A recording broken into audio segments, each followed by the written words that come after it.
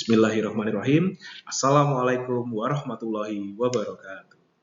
Alhamdulillahirabbil alamin, wassalatu wassalamu ala asrofil anbiya wal mursalin wa ala alihi washabihi ajmain amma ba'du. Om Swastiastu, Namo Buddhaya, salam kebajikan.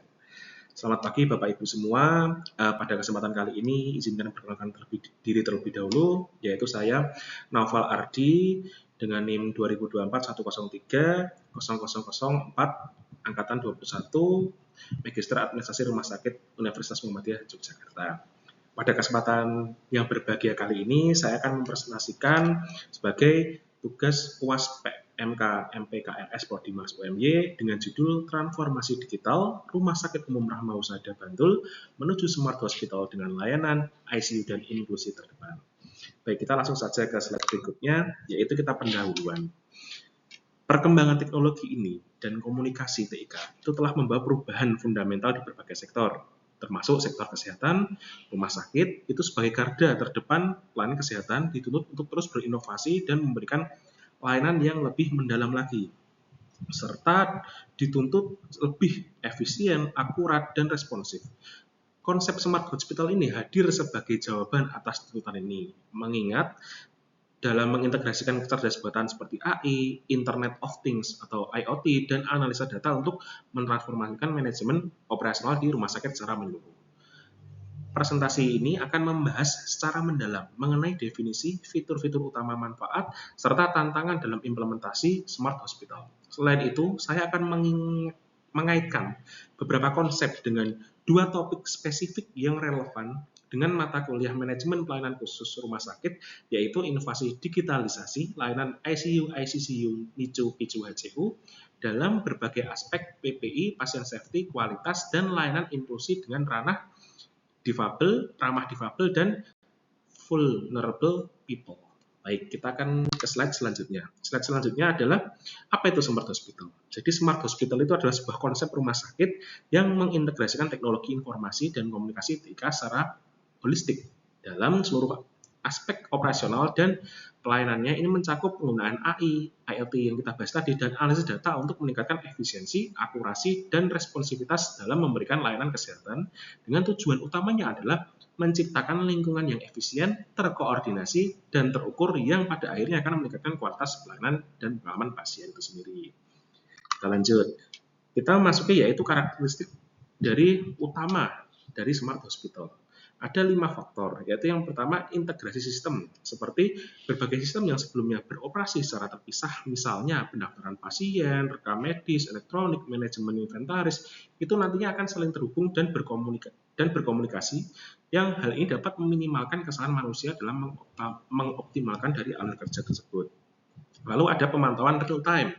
Dari penggunaan sensor tadi seperti IoT itu memungkinkan pemantauan kondisi secara real time. Dan manajemen inventaris otomatis, dengan sistem otomatis ini kita dapat mengelola inventaris obat, staf medis, dan perlengkapan lainnya. Lalu pelayanan pasien yang ditingkatkan, seperti pasien dapat melihat rekam medis mereka sendiri dan membuat janji temu dengan dokter dan komunikasi dengan tenaga medis melalui platform virtual. Lalu peringatan obat cerdas atau pasien ini memasuki ranah dalam pasien safety tentunya. Pada pasien safety ini, sistem peringatan obat cerdas itu menggunakan TIK canggih untuk mencegah kesalahan dengan memeriksa potensial interaksi obat, alergi, dan dosis yang tepat dengan kontraindikasi.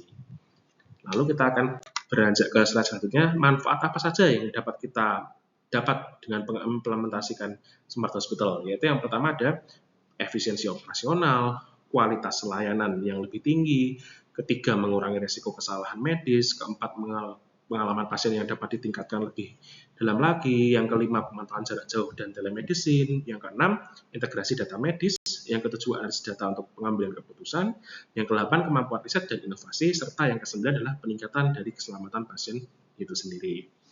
Lalu kita next, Smart Hospital dan inovasi digitalisasi layanan ICU, ICCU, NICU, PICU, HCU.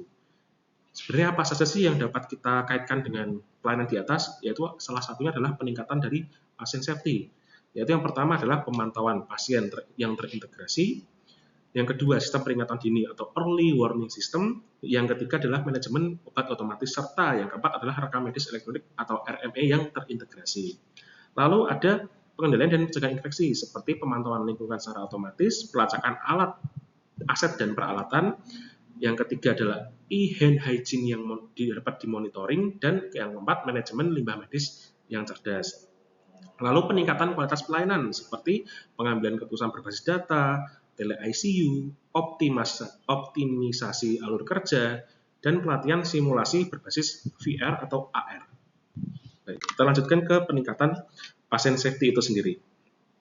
Jadi peningkatan pasien safety itu salah satunya yang kita sebutkan di atas tadi adalah dalam berbagai aspek seperti pemantauan integrasi, sistem peringatan dini atau EWS, dan manajemen obat otomatis dan RME yang terintegrasi di sini.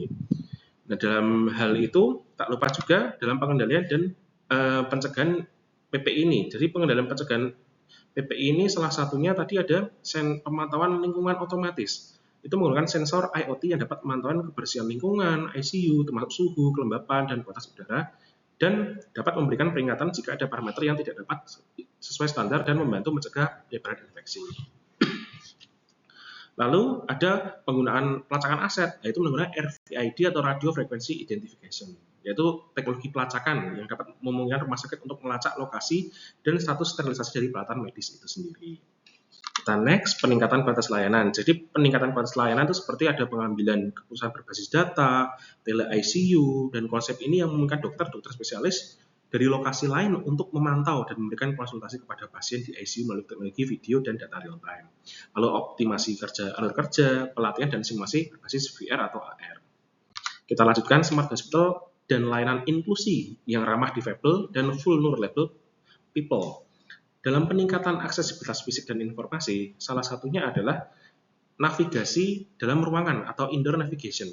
Yang kedua adalah informasi yang dapat diakses dan pendaftaran dan check-in otomatis. Nah, salah satu dari ketiga itu adalah untuk mengaplikasi navigasi berbasis smartphone yang berintegrasi dengan sistem rumah sakit dan dapat membantu pasien difabel, seperti contohnya saat pasien tunanetra atau penggunaan kursi roda untuk menemukan jalan dalam rumah sakit dengan mudah, dan termasuk menuju ruangan pemeriksaan, toilet, dan area tunggu.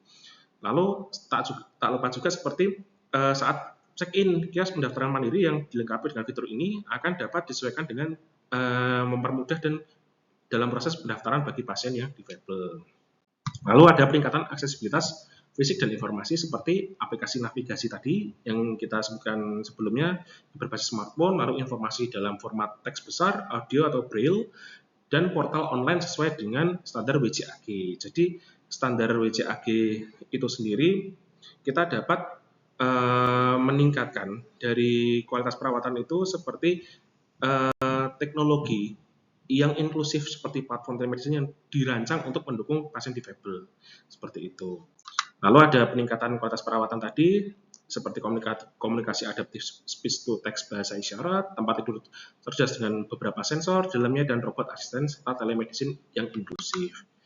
Lalu berikutnya adalah pelatihan staf dan kesadaran, seperti pelatihan VR dan pemahaman empatik terhadap sistem informasi staf dan catatan kebutuhan aksesibilitas pasien.